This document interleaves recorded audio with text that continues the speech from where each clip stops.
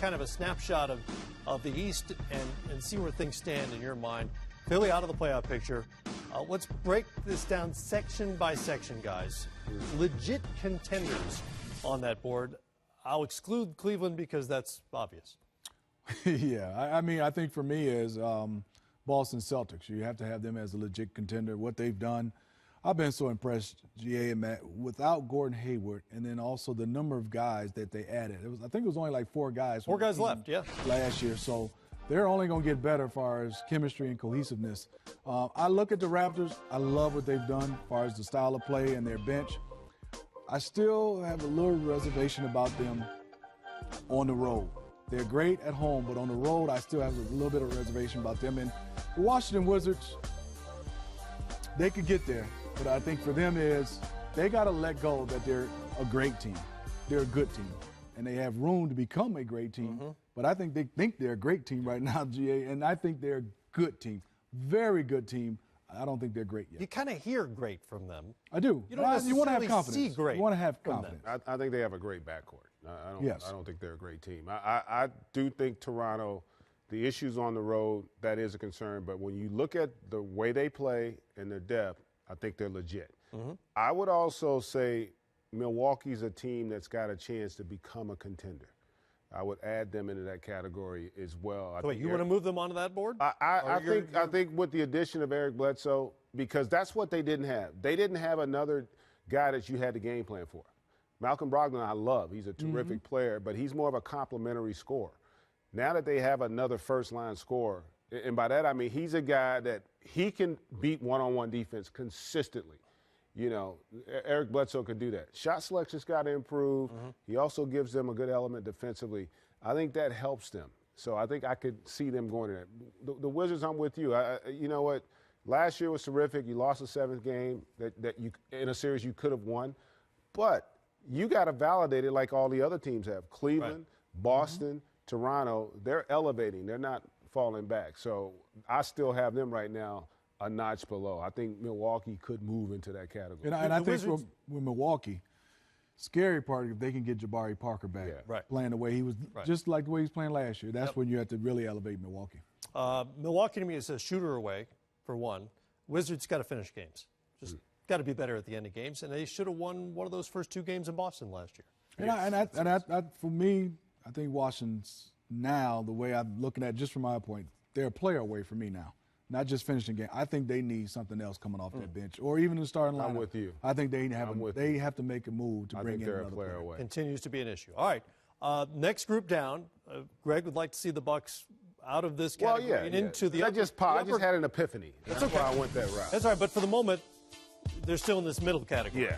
Which is teams, and you just addressed the Wizards and maybe the Bucks, a move away from joining that first group and or pleasant surprises. This is kind of a mishmash of a category. Yeah, well, but I think, listen, we would have said this about the Pistons a week ago, but they lost 6 in a row. Yeah. The Pacers' biggest surprise in the league, to me. Nate McMillan, Coach of the Year right now with what he's been able to do with that group. Remember, Miles Turner has been healthy all year, and Victor Oladipo has been an all-star, period, end of story. He has been phenomenal. That combo guard, they play fast. They can score on anybody. And this team is having fun. They play the game the way, if you were coaching, this is how you would draw up how I want my team to play. The ball movement, they don't have the talent that the Golden States and the Houstons and the Clevelands have, but they have the ability to play the game. That's why they've had so much success. And I think they have a legitimate chance because when you look around in that East, outside of those top 2 teams, really, you don't feel like you can't beat anybody else. I think that's one reason why you have so much parity in that Eastern Conference. What I love about the Pacers is, to kind of GA's point, they can play however you want to play. If you think you want to run up and down, we're pretty good at that. And then I like that they're old school half court. We have guys that you can throw it into, and Turner and Sabonis, who are not bad. And then I think Darren Collison is not getting enough credit. Incredible. He's been very good, I think, from a leadership standpoint from the Pacers. And like you said, Nate McMillan, no one's talking about Nate, what he's done.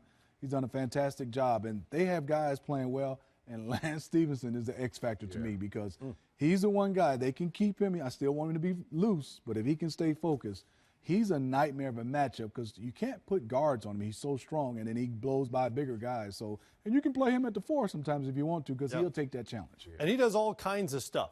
Some of it a little out there. Yeah. But he does a lot of good stuff. You got to take the bad with the good. A lot of winning plays at the end of the games, right? I mean, there's a lot of stuff thrown in there. He might spin around 7 times, but long as the ball go in, I'm And the one thing he has, though, that they need, he doesn't have fear. He's not afraid to go make a play when you need one. And on a young team, that's an invaluable asset to have. That's one reason why that X factor that Smitty speaks of makes them a dangerous team because they can really score the basketball. Like, they're going to put pressure on your defense. I don't care who you are. I'm going to put them in their own little special category in this thing, which is the team unlikely to win the East, but you don't really want to play in a series. Not at all. You don't want to. I mean, because they can wear you down, and they can make it uncomfortable because they're good enough and talented enough to go win one of them games on the road and win it by 15 just because they can get hot. Right. All right, final category. It's the bottom of the standings page we showed you a little while ago. And when you look at it, what stands out from that group at the bottom? I don't know where you want to start that. Let's say 7 through 10, Pistons, Knicks, Heat, and 76ers. You know, I think you start off with the Detroit Pistons because, about a week ago, week and a half? Which version? Week and a half ago, they were at 2. And the one thing I looked at the Pistons, I kind of looked at their schedule and said they're going to come back to earth because all these games were at home. It's a new arena. For me, I love their team individually. There are some guys I say I can pluck off, and Tobias Harris and Drummond and all those guys. I don't like them collectively because I look at them and say, are they an inside team? Are they a running team? Are they a defensive team? And if I can't never answer a question with Detroit Pistons who they are and what their strengths are. What do they play to their strengths? They don't play to their strengths every game to me. Yeah, and I'm with you. That they're the team that I have the least amount of confidence in. I think Philly, I think the Knicks, I think they're going to battle to make it to the postseason. And I'm going to say this, a team that's not on that list, the Charlotte Hornets. I would keep an eye on that group moving forward. They've had a lot of significant injuries. Obviously, the coach is not there right now, so they don't have the continuity. But it's not like they're 8 games out. They're 2 games out. I picked them to make the playoffs. Yeah, so I think they're a team that's going to be there. Philly's going to be fine. I mean, they're a 500 team, but you got to remember, Embiid's still not there every night. He's been out the last 2. Well, that's a question mark, though, moving forward, right? I'm always assuming you're going to be healthy. Right. You know, when we do this stuff, otherwise, why the hell else will we have Cleveland as a favorite? Because we're assuming LeBron's going to be healthy. Sometimes you have to factor in track record. Though. Yeah, that's with a very Embiid, good point. He hasn't played very much. Doesn't have I also think, Fultz will come back. And if he can be just solid, I think he definitely can help them. Right. They need another guard to help Ben Simmons and also take off some pressure from him. I still feel like it doesn't matter if they make the postseason. If they're playing meaningful games late in March, I think that's fine. Well, but postseason matters from a confidence standpoint. I understand you'd rather make it than not. Your fan base, because that shows real progress. If that group from 2 years ago is in the postseason in a much improved Eastern Conference, that's a significant step for that fan base. And what nobody talks about, and I never thought of this, they become a destination for free agencies. Right. For free agents, because Ben Simmons and Joel Embiid, they ain't bad. Right. I wouldn't mind playing with them if I'm an A-list guy.